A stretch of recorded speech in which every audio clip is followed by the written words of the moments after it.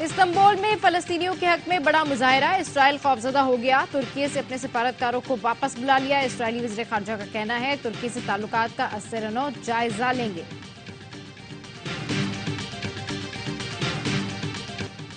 Hamas نے اسرائیل کی زمینی کارروائی ناکام بنا دی۔ حماس کی گوریلا کارروائی، اسرائیلی زخمی ساتھی اور لاشیں اٹھا کر بھاگے۔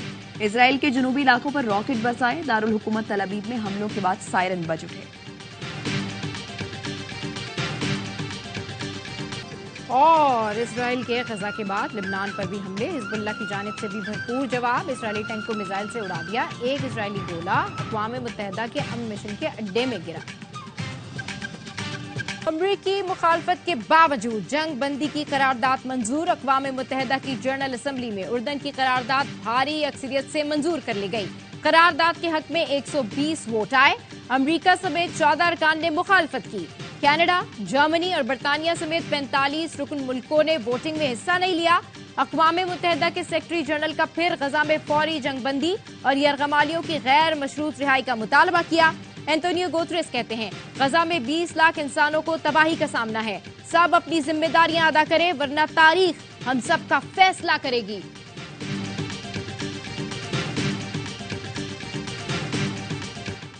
کینیڈا کا حماس کی مذمت کرنے پر اصرار، پاکستانی مندوب منیر اکرم کا کرارا جواب۔ جنرل اسمبلی سے خطاب میں کہا یہ سب اسرائیل نے شروع کیا، حماس کی مذمت کرنے کا کہا جا رہا ہے۔ اسرائیل کا نام کیوں نہیں لیا جاتا جس نے ہزاروں افراد شہید کر ڈالے؟ اسرائیل سچ کا سامنا نہیں کر سکتا۔ اسرائیلی مندوب نے اینٹونیو گوتریس کا استعفیٰ مانگ کر تصدیق کی۔ اسرائیل فلسطین پر قابض ہے، فلسطینیوں کے حقوق بری طرح پامال کر رہا ہے، جس کی بھرپور مذمت کرتے ہیں۔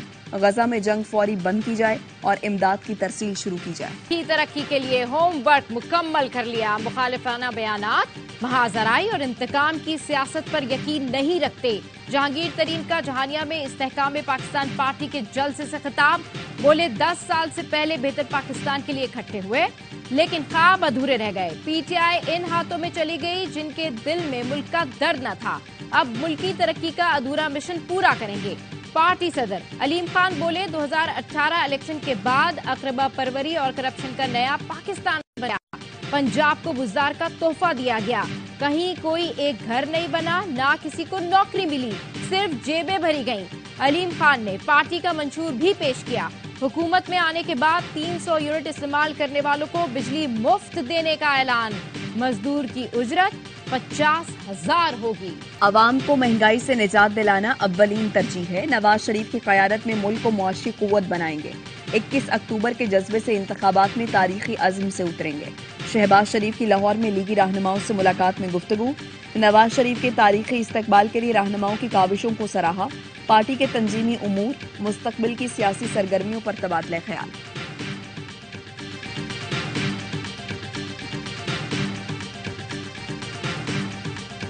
رشوت لے کر نوکری دینے پر لعنت بھیجتا ہوں، کبھی کسی سے ایک دمڑی نہیں لی، یہ دمڑی شہباز شریف کے ایک پیسے جیسی نہیں۔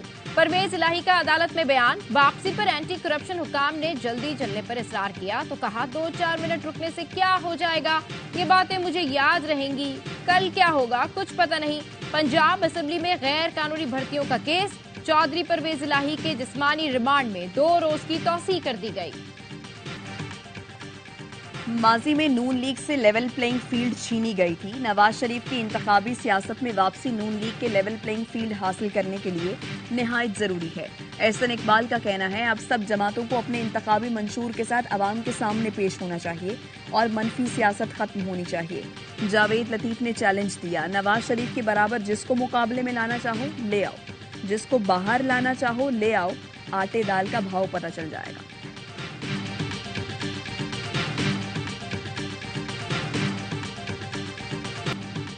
نگراں حکومت کا بھی کوئی نگراں ہے؟